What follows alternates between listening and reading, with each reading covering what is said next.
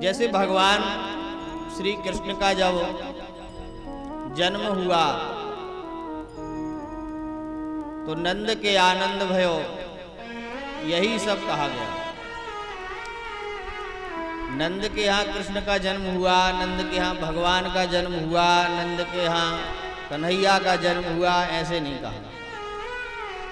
नंद के यहाँ आनंद का जन्म हुआ और आनंद स्वरूप है भी परमात्मा। क्योंकि सृष्टि में जो दृष्टिगोचर हो रही जिसने भी वस्तु पदार्थ आदि हैं,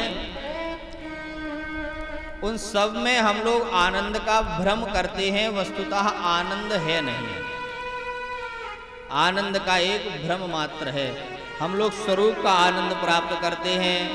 कोई कोई बड़ा सुंदर होता है, उसको उसी का अभिमान हो जाता है और अपने युवा अवस्था में उसका बड़ा आनंद महसूस करता है, प्रसन्नता व्यक्त करता है, हम बड़े सुंदर हैं। लेकिन एक समय उम्र ढलने के बाद उसी शरीर में झुर्रियाँ पड़ जाती हैं, फिर वो आनंद नहीं मिलता है उस स्वरूप का। फिर तो जल आदि में छाया को देख करके अपने आप खिन्नता मन में व्यक्त हो जाती है। तो जिसमें आनंद हम अनुभव कर रहे थे वह आनंद नहीं था, आनंद का भ्रम मात्र था।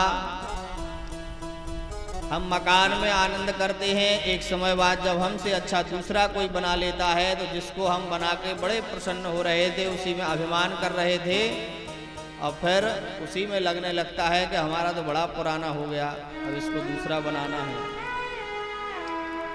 तो वाहन आदि में, घर मकान आदि में, वस्त्र आदि में, संसार के नानाविध पदार्थों में हम जो कुछ क्षण मात्र के लिए आनंद का अनुभव करने लगते हैं, वह वस्तुतः त्रिकालावादित आनंद नहीं है। क्षण मात्र का, कुछ काल मात्र का आनंद हमें उस वस्तु विशेष से प्राप्त होता है, व्यक्ति विशेष से प्राप्त होता है, पदार्थ विशेष से प्राप्त होता है, लेकिन नित्य आनंद प्राप्त नहीं हो सकता है। नित्य आनंद किस चीज में प्राप्त होता है? जब हम ठाकुर जी का भजन करते हैं, ठाकुर जी का कीर्तन करते हैं, और भजन कीर्तन करते करते ठाकुर जी के उस रूप माधुर्य लावण्य ऐश्वर्यपूर्ण स्वरूप में हम जब खोने लगते हैं, नित्य निरंतर अश्रुधारा भक्त की जब प्रभावित भगवान के विरह में होने लगती है और ठाकुर जी अपने स्वरूप को उसके हृदय में जब लखा देते हैं, तो उस भक्त को वह नित्य आनंद का स्वरूप प्राप्त होने लगता है, वह स्वयं भी आनंद स्वरूप हो जाता है। तो आनंद, भगवान स्वयं आनंद कंद हैं, आनंद को प्रदान करने वाले हैं, आनंद के स्वरूप हैं।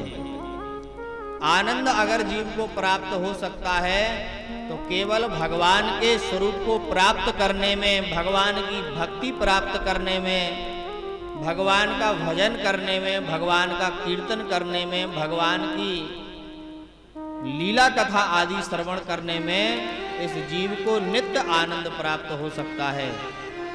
बाकी सृष्टि में कोई भी पदार्थ आदि से, वस्तु विशेष से, जीव विशेष से आनंद प्राप्त नहीं संभव है।